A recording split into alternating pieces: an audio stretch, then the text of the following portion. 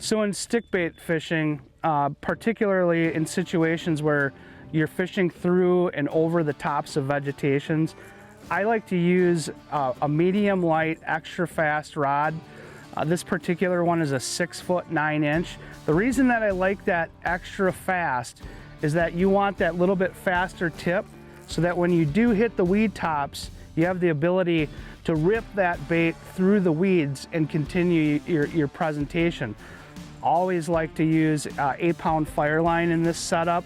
But one thing that I do that I think makes a really big difference is that I'll always incorporate a fluorocarbon leader into the setup as well.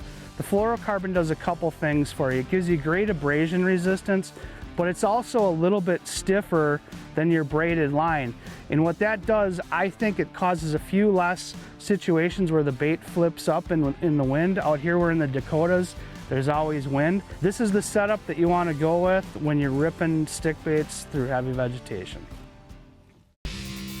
Thanks for watching. Hit the subscribe button and click on the bell to stay up to date with the latest tips and techniques to help you get the next bite.